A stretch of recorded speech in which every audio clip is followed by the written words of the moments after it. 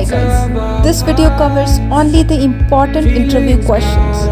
So if you are preparing for your placement, then welcome. Dreams holding us closer. Ooh, we can see so clear. Ooh, we can see. Oops concept is very important and very favorite questions for all the interviewers. अब क्या है, मैंने तो यहाँ पे oops concept में कुछ highlights कर दिए हैं पॉइंट की. ऑब्जेक्ट होता है, क्लास होता है, inheritance, polymorphism, abstraction, encapsulation. Guys एक बात याद रखना, अगर आपका फेवरेट क्वेश्चन इंटरव्यूअर ने किया तो आपको सबसे ज्यादा टाइम लगाना है उसको आंसर देने में. आई रिमेम्बर लाइक अगर उस चीज को हम ज्यादा खींचते हैं ना, हमारा इंटरव्यू कितने आवर का होता है, आधे घंटे का होता है या 45 मिनट का होता है. इसी चीज में हमने 10 मिनट लगा लिया, 10 मिनट में खींच लिया, तो सोचो ना आगे की एक प्रोबेबिलिटी कम हो जाती है कि आपसे वो क्या क्वेश्चंस करेगा और आप उसके जल्दी जल्दी जवाब दे सकते हैं, राइट. तो अपने फेवरेट क्वेश्चंस को बहुत इलैबोरेट करके ही बताएं. और ये सबसे उनका फेवरेट क्वेश्चन होता है ऊप्स कॉन्सेप्ट बताओ. और उस ऊप्स कॉन्सेप्ट में आपको ये पॉइंट्स तो बताने हैं, प्लस इनकी डेफिनेशन, इनका एग्जाम्पल देना है, मतलब सामने उनको बताना है कि भाई उनको रोकना पड़े कि भैया रुक जाओ, ठीक है मैं समझ गया oops concept according to you क्या है. अब रही बात इसी में, अगर मैं बात कर दूं पॉलीमॉर्फिज्म की, पॉलीमॉर्फिज्म 2 टाइप के होते हैं, तो उसमें भी आप अच्छे से डिफाइन कर सकते हो, इलाबोरेट कर सकते हो. जैसे polymorphism, run time polymorphism, compile time polymorphism. वो क्या है, रन टाइम को बताने लग जाओ, कंपाइल टाइम पॉलीमॉर्फिज्म को बताने लग जाओ. तो ट्राई टू एंगेज योरसेल्फ इस क्वेश्चंस को. मतलब अगर फेवरेट क्वेश्चन आपसे पूछा जा रहा है तो उनको एंगेज करो इस क्वेश्चन में, उनको फोर्स करो कि वो तुम्हें रोके तुम्हारे. How to define inheritance in OOPS concept if you are getting this question in your interview. Definition for inheritance. If someone asks you, what comes in your mind? A mechanism in which one object acquires all the properties and behavior of a parent object. Means, if a child class is inheriting properties and behavior of a parent class, then this mechanism is called inheritance. How can we achieve it? It can be easily achievable by using the keyword extends. So if you are using the keyword, the class name, class name extends another class name, parent's class name. So the child class will be inheriting the property of the parent class. Okay? Now in interview, you need to also tell what are the type of inheritance. Single, multi-level, hierarchical. Okay? And the important question, why do we need inheritance? So the whole idea of inheritance came into picture for reusability. In Java class, we cannot support multiple inheritance. Why we can't support multiple inheritance in Java class? Because consider a scenario where A, B, C are 3 classes and C class inherits A and B classes. If A and B class have the same method and you call it from the child class object, there will be ambiguity to call the method of A and B. Interfaces have dummy declaration and they won't have implementation, hence no ambiguity problem is there.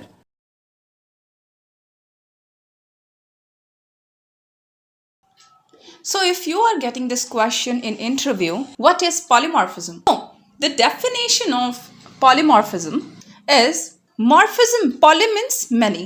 Morphism means, morph means form, means multiple form. A single action can be performed in a multiple way or a different way. Like I'll give you a basic example. I am Amita Singh. I am a daughter. I am a sister. I am an employee. I am a YouTuber. So I need to perform different role, but I am a single person, right? So what is polymorphism? We can perform a single action in different ways.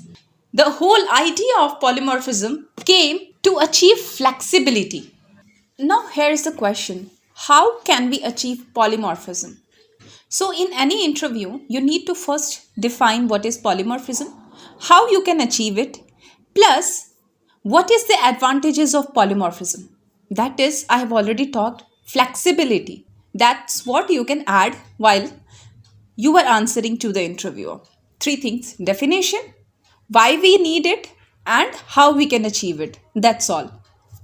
So let's talk about how we can achieve polymorphism.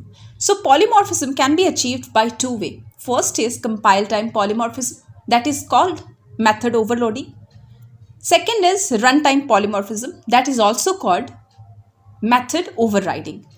So let's check it out one by one. What is compile time polymorphism and what is runtime polymorphism?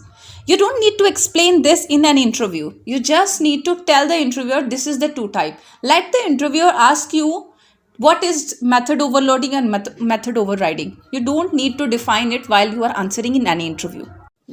Now let's define what is overloading. So 2 methods are said to be overload if and only if both having the same name but different argument type.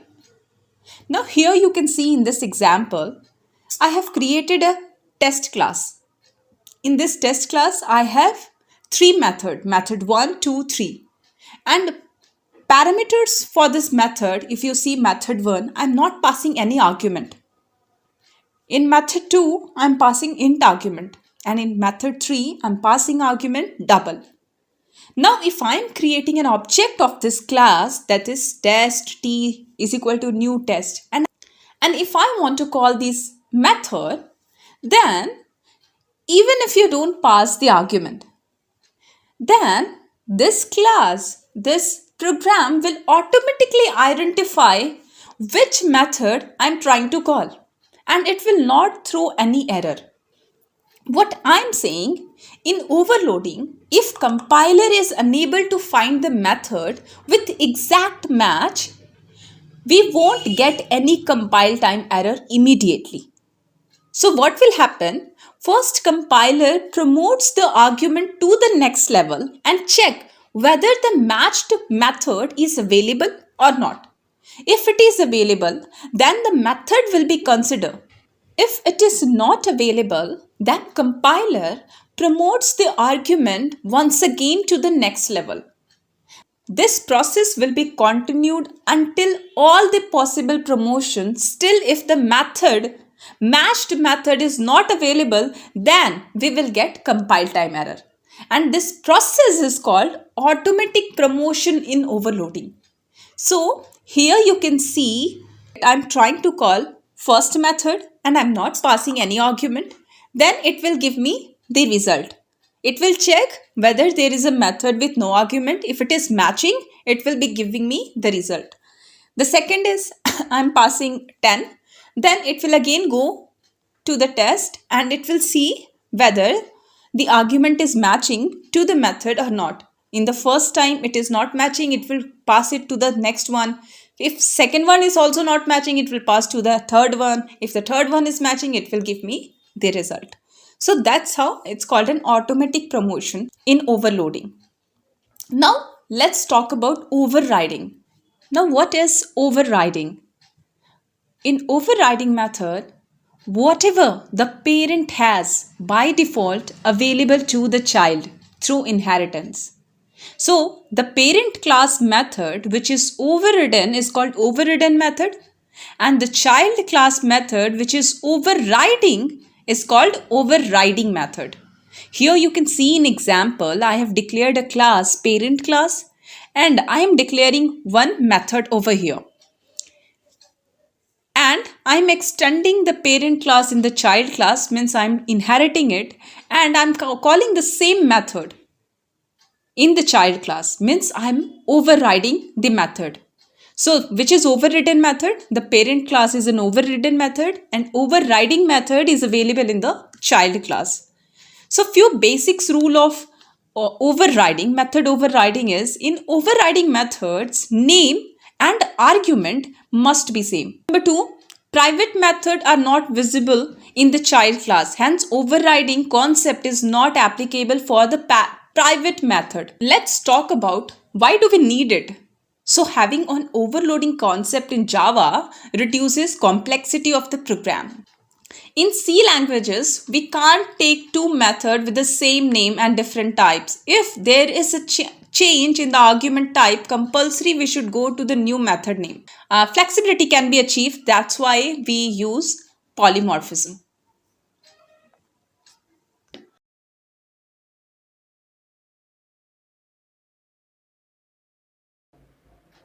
Hi guys, in today's video we are going to see how to define encapsulation in OOPS concept. What is encapsulation? You know what is capsule, right? The definition is same as what you already know. So encapsulation is wrapping of data and corresponding method into a single unit is called encapsulation. But this is not the end of the answer while answering in any interview. You need to tell how to achieve encapsulation. It can be only achieved by data hiding and abstraction. Now in this video, I'll be covering data hiding. Now in the interview, you don't need to tell what is data hiding and what is abstraction. You only have to say how you can achieve encapsulation by data hiding and abstraction. And you need to, if the interviewer is asking you to write the program, you can write the program, which I will be covering in this video. And you can say, why do we need encapsulation? That part also I'll be covering in this video. So in any interview, you need to answer three things. If you know the definition, it's well and good. You need to tell how to achieve it. And you need to tell why we need it. And in case if the interviewer is asking you to write the program, you can write it. Now, let's cover what is data hiding. In the interview, you don't need to tell what is data hiding until or unless the interviewer is not asking you to explain. Let's check it out. What is data hiding? Data hiding, it itself saying hiding of data from outside person. Means outside person can't access our internal data directly. That is called data hiding. By using private modifier, you can implement data hiding. So here you can see I have declared a variable and that is private. So this is how we can achieve data hiding. So what is data hiding? Hiding information from outside world or outside any person. How you can achieve it? By using private modifier. Now suppose in any interview, the interviewer is asking you how to write encapsulation program. So this is the basic demonstration of the encapsulation program. You can see here, we have declared a variable string name and that is private, means the data hiding part. To achieve encapsulation, you need to have getter setter method for that variable, for that data member. Because you can't access those variable directly, right? So to access this variable, the data of this variable, you need to have a method that could be getter method, or if you want to set some value, you need to have a setter method. So this is the must method which you need to use while implementing the code of encapsulation. So variable which is private and it should have a method called getter and setter. So you need to have a private data member with a getter setter method. That's how we can achieve encapsulation. It's as simple as that. Now, the important question, why we need encapsulation? So to achieve security, we need encapsulation. Enhancement will become very easy. It improves maintainability and modularity of an application. It provides flexibility to the user to use system very easily. So this is few advantages of encapsulation. What is abstraction? Hide internal implementation and just highlight the set of services is called abstraction. Quite straightforward, right? So basically, more or less, abstraction is what the name suggests. Means I don't want to show the world how I have implemented this. For me, what is required, the end user should see the user interface, what it has to be made for. Okay, they don't have to worry about how the messaging system is working. They need to only worry about that their message should be delivered to the right person they are sending. Basically, to avoid such situation which is not required for a customer, we are hiding the implementation of all the software or all the applications which a customer is using. So this can be achieved by abstraction. Hope I'm making sense. Now let's see how to achieve abstraction. So it can be achieved by two ways. One is abstract class and other is interface. Now in this lecture we can see what is an abstract class. So abstract class is a class that must be declared with an abstract keyword. It can have abstract and non-abstract methods. It cannot be instantiated. Simple, right? So if you are creating any class and you are using the keyword abstract, then that class will become abstract class. Or even if you are adding a method, a single method in a class is abstract, then the class will become an abstract class. Okay. Now what is abstract method? Abstract method is a method that does not have body or that does not have implementation. A method which is declared as abstract and does not have implementation is known as abstract method. Okay, so this is all about an abstract class. How we can make a class abstract? Just declare one method as abstract or make the class abstract using the abstract keyword. This two way you can achieve the abstract class.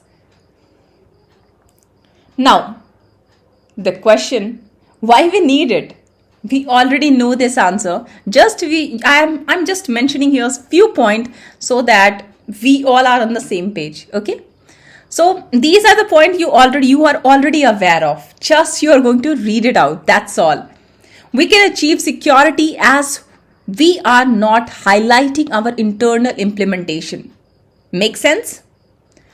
Enhancement will become very easy because without affecting end user, we can able to perform any type of changes in our internal system because they don't worry about internal system. They don't care about our internal system. So end user will not be impacted. It provides more flexibility to the end user to use the system very easily. Of course, because we are making changes in the internal system. It provides maintainability of the application. Correct, all the 3 points are same. It improves modularity of the application. It improves easiness to use our system. More or less, all the points are same. They are talking about we need to hide implementation for the security, for maintenance, and it will be easier that we should not disturb our end user or customer. And we can do our work. Now, do I need to tell you the real-time example of this? Because abstraction we are using everywhere, not a single place where we are not using it. I don't know. If you know any single place where we are not using abstraction, do let me know. Because without abstraction, we cannot achieve anything. Here are the few examples I'm giving. Messaging, banking, just an example because almost everywhere we use abstraction. Interfaces in Java or interfaces. Basically, if you are getting question, what is an interface? Then how to answer in an interview. Here is the popular definition of interface. If you Google it out, the interface definition would be like an interface in Java is a blueprint of a class. It has static, constant, and abstract method. This is quite popular, but I won't recommend you to memorize this definition because first time while I was reading this, I was not sure what it is talking about. Now let's proceed with how I'm going to define if someone asks me what is interface, and this is how you are going to reply. Okay. So first understand why do we need interface? So interface, it is one of the core concept of Java and is used to achieve abstraction, polymorphism, multiple inheritance. You don't need to define abstraction, polymorphism and multiple inheritance until or unless the interviewer is not asking you this question. Let the interviewer ask you this question. Let him ask you. Let's make the interview going into your direction. Whatever terms you are going to use in your answer, there is a high chances that the next question will be coming from the technical term you are using while defining any term. So in addition to that definition, we can create interface using constant variable, abstract method, static method, default method. So this is how you need to define. Till this slide, you need to define interface in any interview. Okay?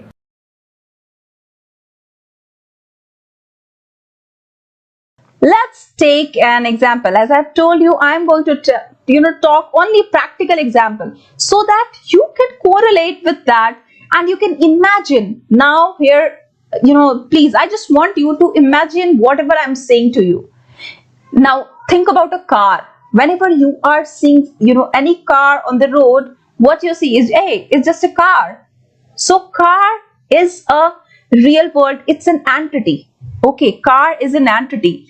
Just take it as an entity. What is the definition of entity? Entity is nothing but, anything in the world which exists in real time. It's just called an entity in this world. Okay. So car is an entity, but whenever we are seeing any car on the road, is this just a car without any brand? No. Either the car will be BMW, Audi, Tata, Mahindra. Okay, there is some brand and every brand is associated with some feature and basic functionality. So whenever you are seeing something on the road, logically it is a car, but physically it is a Tata car, it's an Audi car, it's an BMW, it's a Mahindra, it's a Jaguar. I'll take one more example. If you are going to a mobile shop, and how you'll purchase a mobile? Are you going to say, hey, I just need a mobile? Mobile is a logical thinking. It's a logical existence. It's not physically exist. So the shopkeeper is going to ask you, what mobile? Now again you will say, hey, I just need a mobile. So he will get confused what exactly you want, because mobile is a logical entity. It does not exist. Just like that, the car is a logical entity. It does not exist. What exists? The brand, the Tata, Audi, BMW, Mahindra. Just like that, in the mobile, what you're going to say, the next answer, hey, I want an Apple. I want Samsung. I want Realme, Redmi. I want these kind of brand. I want a mobile of Realme. I want a mobile of Apple. So that's how you purchase, right? So what is the physical existence? What is the physical entity? Physical entity is Apple. Physical entity is BMW. Physical entity is Mahindra. Physical entity is Audi. But the car, the mobile, these are logical entity. So when I say logical entity, whenever I'm saying it every time, that logical entity is called class. Class is a group of similar kind of a product, similar kind of a, anything, any brand or similar kind of a things associated with a single class. So car is a class. Mobile is a class. Now, if I take another example, dog. Dog is a class. Human being is a class. So these are the class. These are the logical entity. Basically, it does not exist. What exists? The brand associated with the car, the breed associated with the dog, and the brand associated with any mobile. So these are called the logical entity. Now, hope this is clear. Now let's move to the definition of what is an object. Object is any real world entity which has some characteristic or which can perform some task. So when I say Audi, when I say mobile, when I say something else, so what is that? These are the object.